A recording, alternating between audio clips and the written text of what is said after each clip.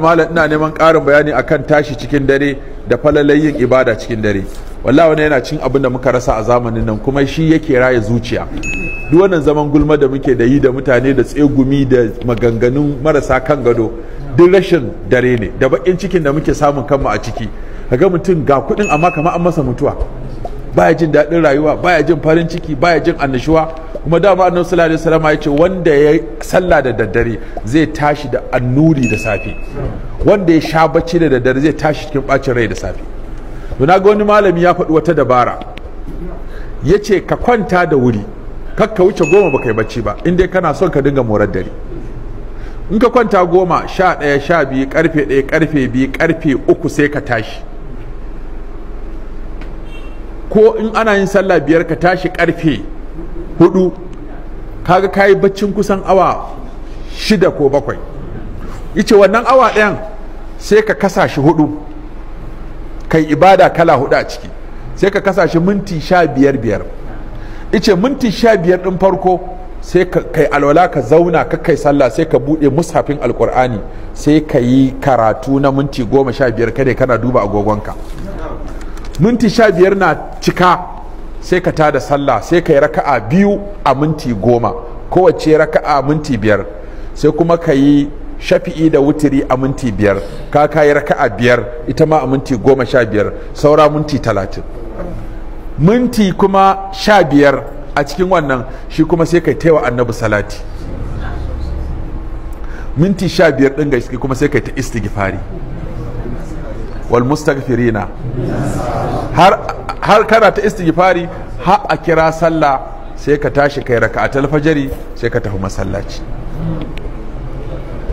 Yace wallahi in ka saba da wannan ka gwada wata guda ka gani, yace zaka ji wani daɗi a ranka, ka ji wani farin ciki a ranka. Gashi ibada 4 kai a awa 1, kuma in wannan awa 1 ya zauna ya zame maka jiki, zaka ga in ma da lokacin ya sai ga ka tashi. To shine mutum zai ji daɗin rayuwa da safe. Amma an da daddare ba a yi komai ba, an ce da daddare a lokacin sahabbai sai ka ji unguwa ta ruɗe da karatun ƙur'ani kamar ka shiga cikin kwangin zuma. Bu bu bu za ka ji ana ta karatu. Muku yanzu ka zo da dai ka ji haushin kare, dai ka ji haushin kare. To ko wannan za ka ga Allah yana taya bandare, kanu qalilan minan layli ma yahjaun qumil layla illa qalila wa minal layli fatahajjad bihi. A gani to ana taya bandare. To da haka wannan shine a takaice falalar da mutum zai samu idan ya kiyaye a sallar dare. A wannan Salahuddin yana ba da shawara da muka ce a buɗe WhatsApp domin waɗanda suke saurare ko suke bibiyar karatu su dinga samu ko da sun yi tafiya.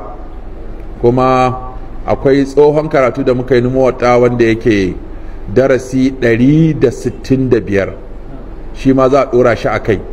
To sai aka ce da a buɗe abin nan WhatsApp, sai ba da wani link gashi nan, sai kai bayani ya link ɗin yake. Wata in ka shiga website din nan namu zaka ga link an samu wadda Malik, sai ka danna ko in mutum ya kwafin dare kawai zai ga da abin da aka yi zai dinga shigo masa. Haka in tambaya kake da shi ko ƙarin bayani iya wannan darasin na wadda, to za a in kana gida kana nazari wani guri ka nemi ƙarin bayani, to kana iya tura ta nan sai a gani. Abin din namu shine ka shiga daurawa.net, da ka sa a wayanka kawai www.daurawa.net, kana dannawa zai kai ka wannan shafin, sai ka ga gefe an sa muwatta'i malikin, an sa chat whatsapp.com, to sai ka danna nan, kana danna nan zai kai ka abin nan, sai ka danna a whatsapp ɗinka za ka ga ya buɗe. An gane ko? Kama an yi inviting ɗinka ne zuwa group ɗin direct, to daga nan kuma za ka ga bayanai insha Allah, sai a ci gaba da. Kuma in ma tafiya aka yi, wanda da suke halartar darasi za su ga me ake ciki, za a iya sanarwa ta nan sai kowa ya gani da sauransu. To muna fata Allah ya ba mu dacewa, za mu sai mun yi amfani da su. Sheikh Usaimin ya ce dole ne masu da'awa su dinga amfani da kafafen da masu barna suke isar da barna.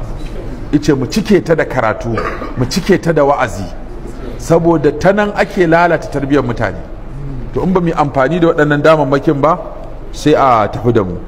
Wanda ya ce wai gaskiya ne mace ba ta mutuwa da cikin ɗa namiji sai ta haife shi injiwa. Rutsa da shi akan hanyarsa ta fatoci, an samu 'yan fashi sun tare motar su suka kwace musu dukkan dukiyoyinsu. To Allah ya mayar masa da alheri, Allah ya mayar masa da alheri, Allah kuma ya tsare gaba, Allah kuma ya sa kafara ne, Allah ya buɗe masa wata hanya da zai mai da dukiyarsa fiye da waje ta tafi, kuma ya farin ciki da ita fiye da ta da.